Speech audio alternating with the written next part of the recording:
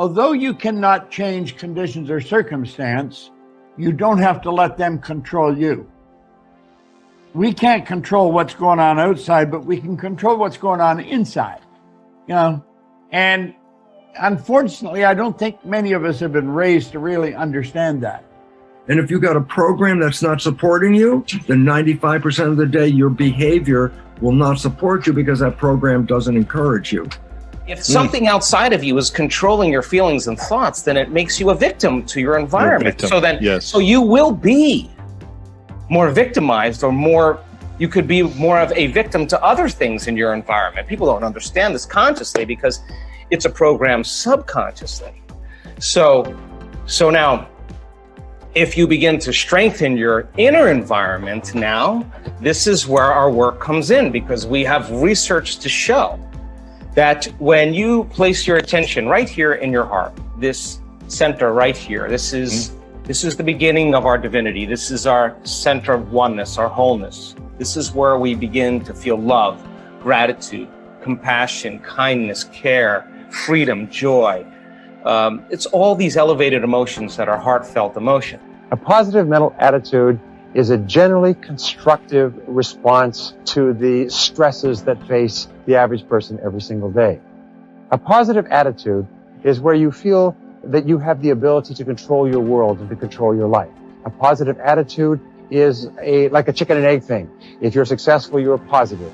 If you're positive, you're successful. Which comes first?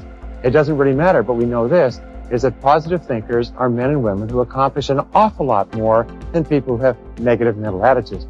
In fact, we've come to the conclusion that positive thinking is really mental health and negative thinking is really mental illness.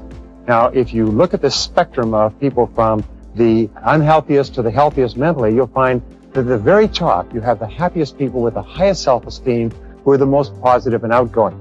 At the very bottom, you have the most negative and pessimistic people who often require drugs and hospitalization. Your job is to develop a positive mental attitude. Your job is to become thoroughly positive and constructive towards yourself and your possibilities and the world around you and the people in your life. There's always going to be ups and downs in life, man. There's always going to be bumps in the road. Things that ain't going to go as planned. Unexpected stuff's going to happen. You're going to face some pain.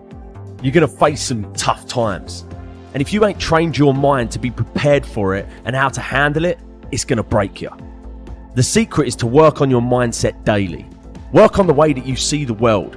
Otherwise, you'll live your whole life seeing the world through someone else's eyes. You'll be a creature of circumstance. You'll be a victim of your life and not the master of it.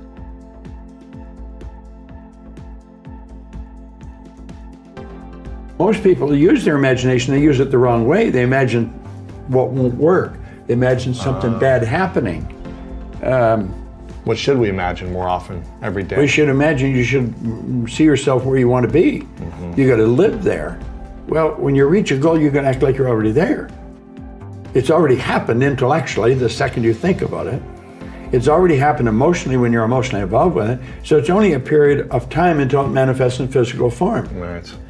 But because it's not in physical form, we act like we haven't got it yet. Yeah. Well, so that's why most people stay stuck, because they're acting like they haven't got it yet. Before you can do something, you first must be something. So you've got to be it intellectually. You've got to be it emotionally. It's like Solomon says, as a person thinks in their heart, the emotional mind.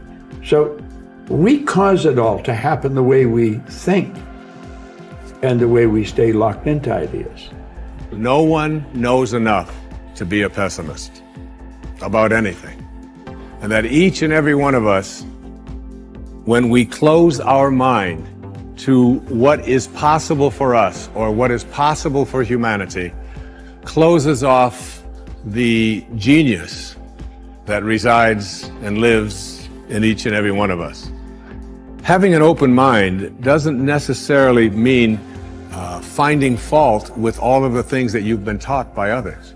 It means opening yourself up to the potentiality and the possibility that anything and everything is possible. So your forebrain is the builder, it's the designer, it's the CEO.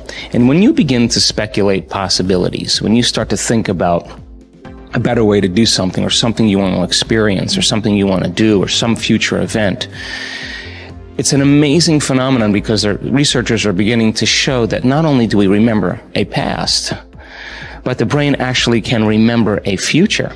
And so how does it do that? Well, because the forebrain has connections to all other parts of the brain, it can take a little bit of that knowledge from a specific neural network and a little bit of experience and another neural network of knowledge and another neural network of experience, and it can seamlessly piece it together to create a new level of mind. And then your brain gets a picture or an image, and then you transfix your mind on that image, and those neurons string into place that begin to fire and wire together.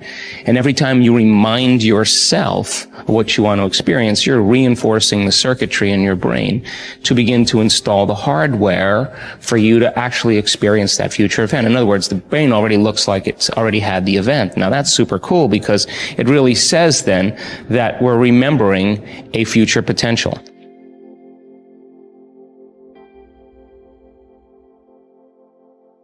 A corollary of the law of cause and effect is the law of attraction. This is one of the most important of all mental laws in explaining what happens to you.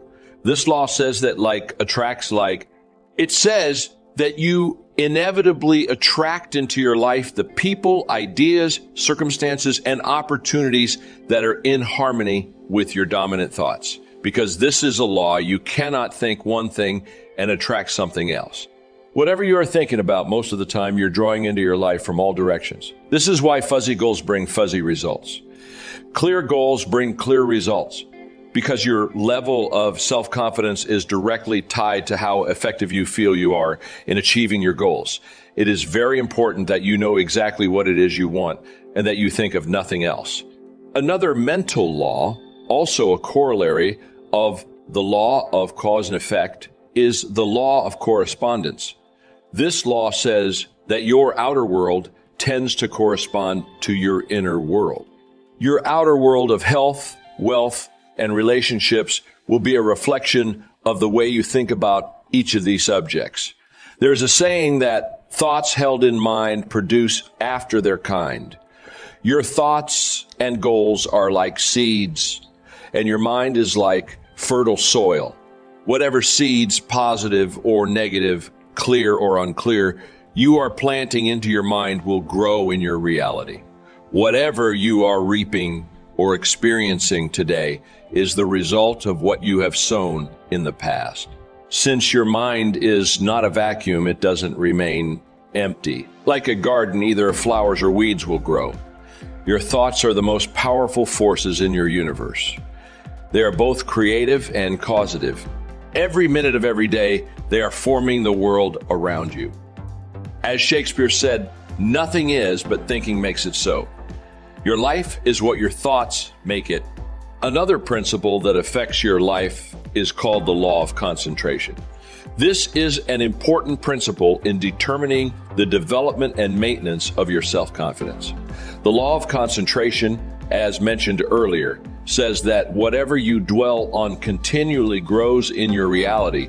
Thinking about a subject, dwelling on it continually is like watering and fertilizing a seed. Concentration causes it to grow faster in your experience.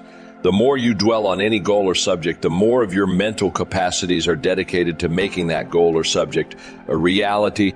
The law of concentration explains why unwavering dedication to a single purpose goes hand in hand with all great accomplishment. The ability to concentrate without diversion on a single subject to the exclusion of all others explains why ordinary people achieve extraordinary things. Peter Drucker once said that whenever you find something getting done, you find a monomaniac with a mission. Because of this mental law, when an average individual with average capabilities brings all of his or her mental powers to bear on the achievement of a single goal, often far more can be accomplished than a seemingly more fortunate person whose energies are dispersed by having several goals at once, or as quite commonly happens, no goals at all. The law of substitution states that your conscious mind can only hold one thought at a time, positive or negative. Whatever thought is held continuously in your conscious mind will eventually be accepted by your subconscious mind as an instruction or command. Your subconscious mind, in harmony with these other mental laws, will go to work 24 hours per day to bring your dominant thought or idea into reality. Your subconscious mind is inordinately powerful. It is the repository of all your emotions, beliefs, values, attitudes, and feelings. All your thoughts and feelings throughout life are stored in your subconscious. The development of the unshakable self-confidence that you desire requires that you step up to your mental computer and take every step necessary to program self-confidence deep into your subconscious mind. Your self-confidence is closely connected to your self-esteem and to how much you like yourself. Dr. Nathaniel Branden calls self-esteem your reputation with yourself. It is how you feel about yourself and your abilities in relation to any situation that determines how much you like yourself and consider yourself to be a valuable and worthwhile person. The more you like yourself, the better you do. The flip side of self-esteem is what psychologists call self-efficacy. Self-efficacy is a measure of how effective and competent you feel you are to perform a particular task or to achieve your goals. This is called performance-based self-esteem. What this means is that if your self-confidence and your belief in yourself are determined by your self-esteem, or how much you like yourself is determined by how capable you feel you are in any given set of circumstances. For example, if a problem comes up at work or home and you are so familiar with it that you can solve it quickly and correctly, your self-efficacy and your self-esteem go up. You feel more capable and confident and more willing to take on other challenges and difficulties. You feel more positive and optimistic. You feel like an excellent person. If, on the other hand, a problem or difficulty came up and you were unable to do anything to solve it and you felt frustrated or ineffective yourself, esteem would suffer and your self-confidence would go down. You would feel negative about yourself and your abilities. You might even become angry or depressed. You would feel powerless rather than powerful. That's why they say in playing poker, the winners laugh and tell jokes while the losers say, "Shut up and deal." The law of cause and effect applies to everything you are today and to everything that you become. If the effect that you desire is high and unshakable levels of self-confidence, then it is necessary that you engage in the same behaviors practiced by others who enjoy high and unshakable levels of self-confidence, and you will soon experience high levels of self-confidence yourself. Studies conducted on thousands of men and women who have moved from ordinary to extraordinary performance and who have moved from feelings of inadequacy to feeling great about themselves show that there is a direct cause-effect relationship between competence and mastery on the one hand and self-confidence on the other. To attain this wonderful, healthy feeling of optimal performance, you need clear goals, challenging standards, regular feedback, total concentration, step-by-step success, and a feeling that you are expanding your capabilities to a new, higher level. When you have created a situation in which you experience all of these, you sense that you are working at the outer edge of your own personal envelope. You feel that you are getting progressively better and better at something you are ideally suited to do, and that while you are still working within the range of your capabilities, you are stretching yourself at every moment. When you are caught up in this kind of experience, you often lose track of time. You become unaware of hunger, thirst, or fatigue. You feel calm and clear, headed and euphoric. Tests show when you are in this state of flow, your brain releases endorphins, nature's happy drug, which causes you to feel happy and energized. Often, while you are in this state, the rest of the world seems to slow down.